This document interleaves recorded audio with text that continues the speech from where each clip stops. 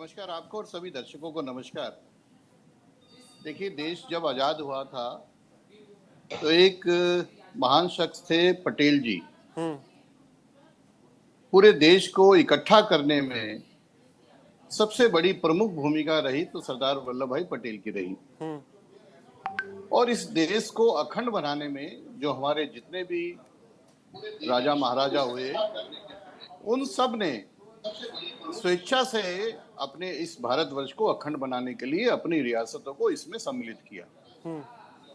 और जो ये युवराज जी जो भाषण दे रहे थे, इनकी मानसिकता उस वक्त भी जो इनके परदादा थे नेहरू जी, उन्होंने उस वक्त भी जो सबसे काबिल व्यक्ति सरदार वल्लभ भाई पटेल थे, उनका हक मार के खुद वो प्रधानमंत्री बने। तो ये इनकी मानसिकता, इनकी सोच दर्शाती है। अनिल जी, कैसे मतलब कैसे हक कैसे मारा गया? मैं ये समझना चाहूंगा, देश में पहला चुनाव कब हुआ था? मैं बता रहा हूँ ना जी, पूरी चीजें मेरी सुन लीजिए। हाँ, सबसे क्वालिफाइड, सबसे सक्षम व्यक्ति अगर आजादी के बाद जब सरकार बनी तो वल्लभ भाई पटेल थे, ये सबको पता है। आप हिस्ट्री में देख लीजिए किस तरीके से उन्होंने अखंड भारत को बनाया। वो कांग्रेसी थे पर देशभक्त थे, हमें इसमें कहने में कोई बरेज नहीं है। पर कांग्रेस ने जिस तरीके से उस वक्त सारी चीजों को दरकरार करते हुए, जिस तरीके से कांग्रेस के अंदर ही सबसे ज्यादा लोकप्रिय सरदार वल्लभ भाई पटेल थे, फिर भी नेहरू जी को प्रधानमंत्री बनाया, तो ये इनकी जो सोच है उसी तम दर्शा गई थी कि किस तरीके से इनका मुगलों का जब प्रेम है। अब ये बात करते हैं बांटने की। रानी चिन्मा, शिवाजी महाराज, रानी झांसी, अहिल्याबाई होलकर, पृथ्वीराज चौहान, महाराणा प्रताप, जिन्होंने अपने प्राणों को निछावर किया। अब ये बात करते हैं अहिल्याबाई होलकर की, जिन्होंने अपनी सारी जमा पूंजी काशी विश्वनाथ, केदारनाथ सबको बनाने में लगाई। और ये उनको इल्जाम लगा रहे हैं कि उन्होंने ये लूटा। अरे उन्होंने तो देश को बिल्कुल गरीबी हटाने में देश के लिए अपना सब कुछ निछावर किया। पर हाँ अनिल जी, तो दुर्भाग्य इस बात का है ना, अनिल जी, दुर्भाग्य तो इस बात का है ना कि हमें इतिहास में पढ़ाया गया कि ताजमहल शाहजहां ने बनवाया। हमें ये थोड़ी पढ़ाया गया कि अहिल्याबाई होलकर ने दान दिया था।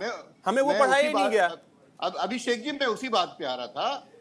कांग्रेस का जो आज चरित्र हो गया है, वो जो मुगलों की भाषा है, अत्याचार किसने किए? मुगलों ने किए। हमें इतिहास में आपने ठीक कहा, अकबर दी ग्रेट, औरंगजेब, जिसने कत्लेआम किया, जितने जनेऊओं का ढेर लगाया सिर काट के। आज यही भाषा जो मुगल भाषा बोलते थे, जो मुगलों ने अत्याचार किया, ये कांग्रेस के युवराज बोल रहे हैं। और यही है कांग्रेस के, अभी आदेश जी बात कर रहे थे, इन सभी बातों से इनका अपना घर भी टूट रहा है। ये समझ लीजिए, जहां से आदेश जी बिलोंग करते हैं, उसी दिल्ली के अध्यक्ष ने भी रिजाइन किया है। क्योंकि जब सिर पानी सिर से ऊपर आ जाता है तो सबको हटना पड़ता है। ये समझ लीजिए, ये जो मानसिकता वाली जो सोच है, जो गुलामी वाली सोच है, जो मुगलों वाली सोच है, वो देश में बटराव, उसका बिखराव करने की सोच है, वो कांग्रेस की नियति बन चुकी है। और ये जो हमारे महानुभव, जो हमारे पूर्वज, तो अनिल जी, शिक्षा व्यवस्था में जो सिलेबस है उसे बदलिए ना। अब क्या दिक्कत है? 10 साल से तो आप हैं, सिलेबस बदलिए।